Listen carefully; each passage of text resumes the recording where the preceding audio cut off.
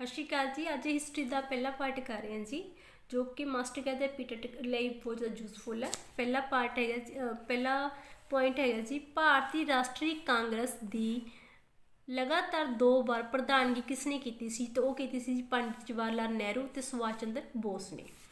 ਅਗਲਾ ਪੁਆਇੰਟ ਹੈ ਜੀ, ਪਹਿਲਾ ਤੇ ਆਖਰੀ ਭਾਰਤੀ ਗਵਰਨਰ ਜਨਰਲ ਕੌਣ ਸੀ?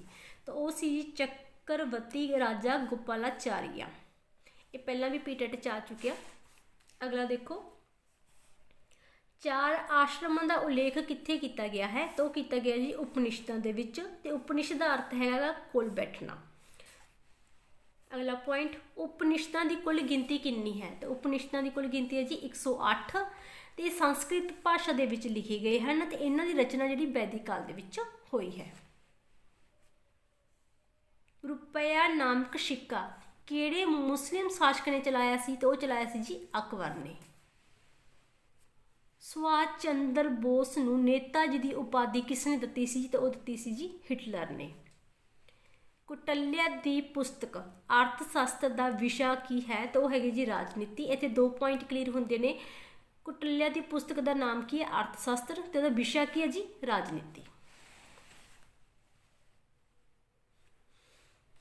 ਲਾਰਡ ਕਰਜ਼ਨ ਨੂੰ ਬ੍ਰਿਟਿਸ਼ ਸਾਮਰਾਜ ਦਾ ਔਰੰਗਜ਼ੇਬ ਕਿਸ ਨੇ ਕਿਹਾ ਸੀ? ਤਾਂ ਉਹ ਕਿਹਾ ਸੀ ਜੀ ਗੋਪਾਲ ਕ੍ਰਿਸ਼ਨ ਗੋਖਲੇ ਨੇ। ਅਗਲਾ ਪੁਆਇੰਟ, ਬ੍ਰਿਟਿਸ਼ ਕਾਲ ਦੌਰਾਨ ਕਿਸ ਦੇ ਸ਼ਾਸਨ ਕਾਲ ਨੂੰ ਸੁਨਹਿਰੀ ਯੁੱਗ ਕਿਹਾ ਜਾਂਦਾ ਹੈ? ਤਾਂ ਉਹ ਕਿਹਾ ਜਾਂਦਾ ਜੀ ਲਾਰਡ ਰਿਪਨ ਦੇ ਸ਼ਾਸਨ ਕਾਲ ਨੂੰ। 40 ਸਰਦਾਰਾਂ ਦੀ ਟੋਲੀ ਦੀ ਸ਼ੁਰੂਆਤ ਕਿਸ ਨੇ ਕੀਤੀ ਸੀ? ਤਾਂ ਉਹ ਕੀਤੀ ਸੀ ਜੀ ਇਲਤੁਤਮਿਸ਼ ਨੇ, ਜਿਹੜਾ ਕਿ ਕੁਤੁਬਦੀਨ ਐਬਕ ਦਾ ਦਾਸ ਸੀਗਾ। ਸ਼ਿਵਾਜੀ ਦੇ ਗੁਰੂ ਦਾ ਕੀ ਨਾਮ ਸੀਗਾ? ਉਹ ਹੈਗਾ ਸੀ ਜੀ ਰਾਮਦਾਸ। ਅਸ਼ੋਕ ਦੇ ਬ੍ਰਾਹਮੀ ਲਿਪੀ ਅਭਿਲੇਖਾਂ ਨੂੰ ਸਭ ਤੋਂ ਪਹਿਲਾਂ ਕਿਸ ਨੇ ਪੜ੍ਹਿਆ ਸੀ? ਤਾਂ ਉਹ ਪੜ੍ਹਿਆ ਸੀ ਜੀ ਜੇਮਸ ਪ੍ਰਿੰਸਪ ਨੇ, ਤੇ ਇਹ ਪਹਿਲਾਂ ਵੀ ਜੀ ਪੀਟੈਟ 'ਚੋਂ ਆ ਚੁੱਕਿਆ ਗਾ। ਕਿਹੜੇ ਸ਼ਾਸਕ ਦਾ ਸੰਬੰਧ ਤੈਮੂਰ ਤੇ ਮੰਗੋਲ ਦੋਨਾਂ ਵੰਸ਼ਾਂ ਨਾਲ ਸੀ? ਤੇ ਉਹ ਹੈਗਾ ਸੀ ਜੀ ਬਾਬਰ। ਇਹਦੇ ਪਿਤਾ ਦਾ ਸੰਬੰਧ ਤੈਮੂਰ ਵੰਸ਼ ਨਾਲ ਸੀ ਤੇ ਮਾਤਾ ਦਾ ਸੰਬੰਧ ਮੰਗੋਲ ਵੰਸ਼ ਨਾਲ ਸੀ, ਤੇ ਇਹਨੇ ਖੁਦ ਆਪ ਮੁਗਲ ਸਾਮਰਾਜ ਦੀ ਨੀਂਹ ਰੱਖੀ ਸੀ। ਅਗਲਾ ਪ੍ਰਸ਼ਨ, ਜੇ ਦੇਸ਼ ਦੀ ਵੰਡ ਹੋਈ ਤਾਂ ਮੇਰੀ ਲਾਸ਼ ਤੇ ਹੋਵੇਗੀ, ਕਿਸ ਨੇ ਕਿਹਾ ਸੀ? ਮਹਾਤਮਾ ਗਾਂਧੀ ਨੇ ਸ਼ਬਦ ਕਹੇ ਸੀ। ਹਾਂਜੀ, ਅਗਲਾ ਪੁਆਇੰਟ, ਸਥਾਈ ਬੰਦੋਬਸਤ ਕਿਸ ਨਾਲ ਕੀਤਾ ਗਿਆ ਸੀ? ਤਾਂ ਸਥਾਈ ਬੰਦੋਬਸਤ ਜੀ ਜ਼ਿਮੀਂਦਾਰਾਂ ਨਾਲ ਕੀਤਾ ਗਿਆ ਸੀਗਾ। ਕਿਹੜੇ ਕਾਲ ਨੂੰ ਭਾਰਤੀ ਇਤਿਹਾਸ ਵਿੱਚ ਹਿੰਦੂਆਂ ਦਾ ਸੁਨਹਿਰੀ ਯੁੱਗ ਕਿਹਾ ਜਾਂਦਾ ਹੈ? ਤੇ ਉਹ ਕਹਿੰਦੇ ਗੁਪਤ ਕਾਲ ਨੂੰ। ਭਾਰਤ ਵਿੱਚ ਸਿਵਲ ਸਰਵਿਸ ਦਾ ਮੋਢੀ ਕਿਸ ਨੂੰ ਮੰਨਿਆ ਗਿਆ ਹੈ? ਤਾਂ ਉਹ ਮੰਨਿਆ ਗਿਆ ਜੀ ਲਾਰਡ ਕਾਰਨਵਾਲਿਸ ਨੂੰ। 1857 ਈਸਵੀ ਦੇ ਵਿਦਰੋਹ ਦਾ ਪ੍ਰਤੀਕ ਚਿੰਨ੍ਹ ਕੀ ਸੀ? ਤਾਂ ਉਹ ਹੈਗਾ ਸੀ ਜੀ ਕਮਲ ਤੇ ਰੋਟੀ। ਭਾਰਤ ਦਾ ਆਖਰੀ ਮੁਸਲਿਮ ਸ਼ਾਸਕ ਕੌਣ ਸੀ? ਤਾਂ ਉਹ ਹੈਗਾ ਸੀ ਜੀ ਬਹਾਦਰ ਸ਼ਾਹ ਜ਼ਫਰ, ਤੇ ਇਸ ਨੂੰ ਅੰਗਰੇਜ਼ਾਂ ਨੇ ਕੈਦ ਕਰਕੇ ਰੰਗੂਨ ਬਰਮਾ ਦੇ ਵਿੱਚ ਭੇਜ ਦਿੱਤਾ ਸੀ। ਭਾਰਤ ਵਿੱਚ ਜਜ਼ੀਆ ਕਰ ਦੀ ਸ਼ੁਰੂਆਤ ਕਿਸ ਨੇ ਕੀਤੀ ਸੀ? ਤਾਂ ਉਹ ਕੀਤੀ ਸੀ ਜੀ ਮੁਹੰਮਦ ਬਿਨ ਕਾਸਿਮ ਨੇ। ਅਕਬਰ ਦੁਆਰਾ ਚਲਾਇਆ ਗਿਆ ਤਾਂਬੇ ਦੇ ਸਿੱਕੇ ਨੂੰ ਕੀ ਕਿਹਾ ਜਾਂਦਾ ਸੀ? ਤਾਂ ਉਹਨੂੰ ਕਿਹਾ ਜਾਂਦਾ ਸੀ ਦਾਮ।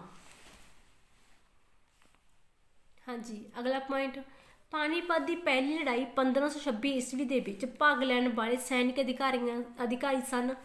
ਇੱਥੇ ਵੀ ਆਪਣੇ 2 ਪੁਆਇੰਟ ਕਲੀਅਰ ਹੁੰਦੇ ਆ ਜੀ। ਇੱਕ ਤਾਂ ਪਾਣੀਪਤ ਦੀ ਪਹਿਲੀ ਲੜਾਈ ਕਦੋਂ ਹੋਈ ਸੀ? ਤਾਂ ਉਹ ਹੋਈ ਸੀ 1526 ਈਸਵੀ ਦੇ ਵਿੱਚ, ਤੇ ਇਹਦੇ ਵਿੱਚ ਭਾਗ ਕਿਹੜੇ ਸੈਨਿਕ ਅਧਿਕਾਰੀਆਂ ਨੇ ਲਿੱਤਾ ਸੀ? ਤਾਂ ਉਹ ਹੈਗੇ ਸੀ ਜੀ ਬਾਬਰ ਤੇ ਇਬਰਾਹਿਮ ਲੋਧੀ। ਆਪਾਂ ਜ਼ਿਆਦਾਤਰ ਇਹੀ ਪੜ੍ਹਦੇ ਕਿ ਪਾਣੀਪਤ ਦੀ ਲੜਾਈ ਕਿਹਦੇ ਵਿਚਕਾਰ ਹੋਈ ਸੀ? ਬਾਬਰ ਤੇ ਇਬਰਾਹਿਮ ਲੋਧੀ ਦੇ ਵਿਚਕਾਰ ਹੋਈ ਸੀ। ਇਸ ਤੋਂ ਇਲਾਵਾ ਹੋਰ ਵੀ ਸੈਨਿਕ ਅਧਿਕਾਰੀ ਸੀ, ਜਿਵੇਂ ਸੁਲਤਾਨ ਮਿਰਜ਼ਾ, ਹਮਾਜੂ ਬਾਬਰ ਦਾ ਪੁੱਤ, ਉਸਤਾਦ ਅਲੀ ਤੇ ਮੁਸਤਫਾ ਸੀ। ਅਗਲਾ ਪੁਆਇੰਟ, ਪਹਿਲਾ ਮੁਸਲਿਮ ਸ਼ਾਸਕ ਜਿਸ ਨੇ ਉਦਾਰ ਧਾਰਮਿਕ ਨੀਤੀ ਅਪਣਾਈ, ਮੁਗਲ ਸਮਰਾਟ ਦੀ ਕੈਦ ਵਿੱਚ ਰਿਹਾ ਤੇ ਮੁਗਲ ਸਮਰਾਟ ਦਾ ਅਗਵਾਨ ਵੀ ਬਣਿਆ, ਉਹ ਹੈਗਾ ਸੀ ਜੀ ਸ਼ੇਰ ਸ਼ਾਹ ਸੂਰੀ। ਇਹ ਬਾਬਰ ਦੀ ਕੈਦ ਵਿੱਚ ਰਿਹਾ ਸੀ, ਤੇ ਅਕਬਰ ਜਿਹੜਾ ਸੀਗਾ ਉਹ ਇਸ ਦੇ ਨਕਸ਼ੇ ਕਦਮਾਂ ਤੇ ਚੱਲਿਆ ਸੀ। ਸ਼ੇਰ ਸ਼ਾਹ ਸੂਰੀ ਸਮੇਂ ਜ਼ਿਲ੍ਹਾ ਨਾਮਕ ਇਕਾਈ ਨੂੰ ਕੀ ਕਿਹਾ ਜਾਂਦਾ ਸੀ? ਤਾਂ ਉਸ ਜ਼ਿਲ੍ਹਾ ਨਾਮਕ ਇਕਾਈ ਨੂੰ ਸਰਕਾਰ ਕਿਹਾ ਜਾਂਦਾ ਸੀ। ਪਿੰਡ ਨੂੰ ਨਾਡੂ ਕਿਹਾ ਜਾਂਦਾ ਸੀ, ਇਹ ਵੀ ਜ਼ਰੂਰ ਨੋਟ ਕਰਿਓ।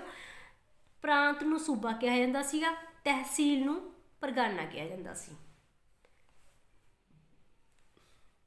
ਕਲਹਨ ਦੀ ਰਚਨਾ ਰਾਜ ਤਰੰਗਣੀ ਦਾ ਵਿਸ਼ਾ ਕੀ ਹੈ? ਇੱਥੇ ਵੀ 2 ਪੁਆਇੰਟ ਕਲੀਅਰ ਹੁੰਦੇ ਜੀ। ਕਲਹਨ ਦੀ ਰਚਨਾ ਕਿਹੜੀ ਹੈ ਜੀ? ਰਾਜ ਤਰੰਗਣੀ। ਤੇ ਉਹਦਾ ਵਿਸ਼ਾ ਕੀ ਹੈ? ਕਸ਼ਮੀਰ ਦਾ ਇਤਿਹਾਸ। ਭਗਤੀ ਅੰਦੋਲਨ ਦਾ ਸੰਸਥਾਪਕ ਕੌਣ ਸੀ? ਭਗਤੀ ਅੰਦੋਲਨ ਦਾ ਸੰਸਥਾਪਕ ਸ਼ੰਕਰਾਚਾਰੀਆ ਸੀਗਾ ਤੇ ਉਹ ਕੇਰਲਾ ਦਾ ਰਹਿਣ ਵਾਲਾ ਸੀ। ਇਹ ਜ਼ਰੂਰ ਨੋਟ ਕਰਿਓ ਵੀ ਉਹ ਕੇਰਲਾ ਦਾ ਰਹਿਣ ਵਾਲਾ ਸੀ।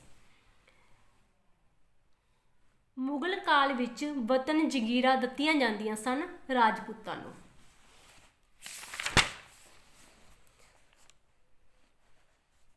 ਕਿਹੜੇ ਅੰਗਰੇਜ਼ ਅਧਿਕਾਰੀ ਦੇ ਕਾਰਜਕਾਲ ਵਿੱਚ ਉੱਚੇ ਪਦਾਂ ਤੇ ਭਾਰਤੀਆਂ ਦੀ ਨਿਯੁਕਤੀ ਕੀਤੀ ਜਾਂਦੀ ਸੀ? Very important. Lord William Bentinck ਦੇ ਸ਼ਾਸਨ ਕਾਲ ਦੇ ਵਿੱਚ ਭਾਰਤੀਆਂ ਦੀ ਨਿਯੁਕਤੀ ਜਿਹੜੀ ਉੱਚੇ ਪਦਾਂ ਤੇ ਕੀਤੀ ਜਾਂਦੀ ਸੀ।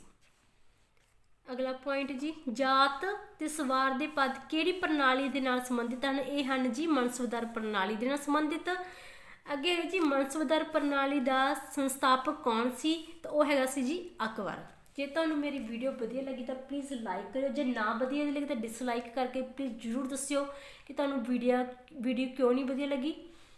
ਧੰਨਵਾਦ ਜੀ।